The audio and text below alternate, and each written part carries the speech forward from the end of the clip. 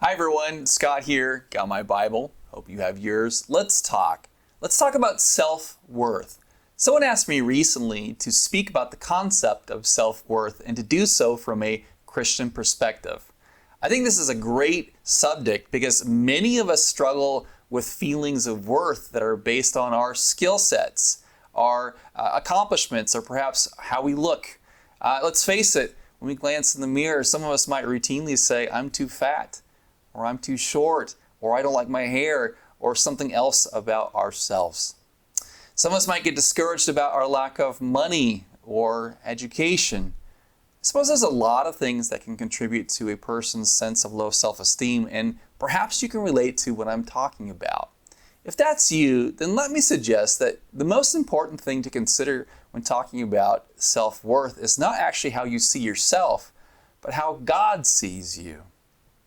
To make my point, I'd like to consider Solomon of the Old Testament and ask three questions. How much was Solomon worth? How much was his temple worth? And how much are we worth? Most people know that Solomon was an incredibly wealthy man, but how much was he actually worth? Well, in the Old Testament, 1 Kings chapter 10, verse 14 gives us a clue by saying, Now the weight of gold that came to Solomon in 1 year was 666 talents of gold. Now, right off the bat, that may not mean much to us today because we don't value money in terms of talents, but how much money was a talent of gold worth? There's no way to be 100% for sure, but some have estimated that a talent of gold might be worth about $1.4 million in today's currency. So, let's do the math.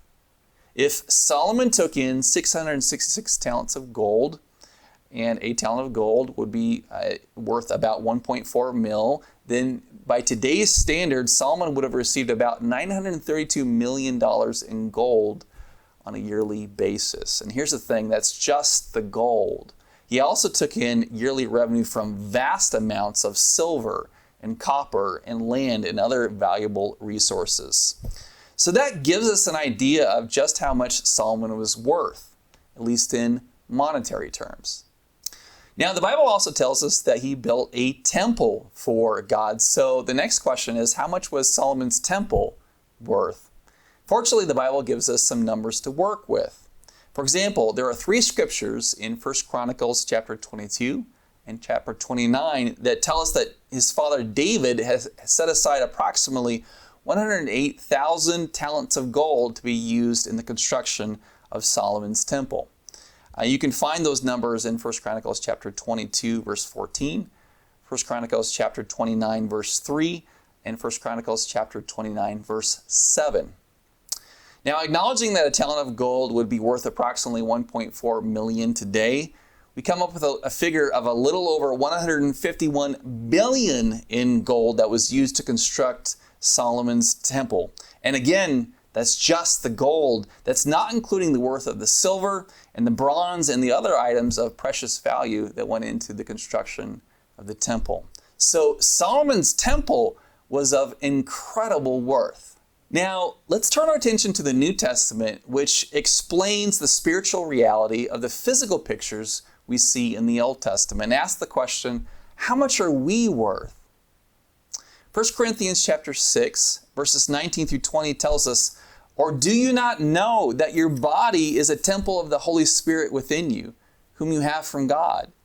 You are not your own, for you are bought with a price, so glorify God in your body.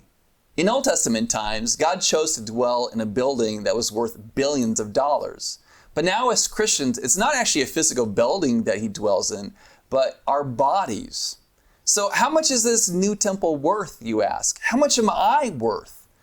The Bible tells us you're not your own, for you were bought with a price. Friends, the price that God paid so that he could dwell in you and me is nothing less than the blood of his son, Jesus, the Christ. That's right. We were purchased with a price that is worth far more than all of Solomon's gold, so that God could dwell in us as his temple. That's why I mentioned earlier that what really matters is how God sees us. So the next time you find yourself struggling with self-worth, take a look in the mirror and remind yourself of who you are in the eyes of God. Your body is a temple of the Holy Spirit. You were bought with a high price, and that means God thinks you're worth it. Hope this helps. Thanks for watching.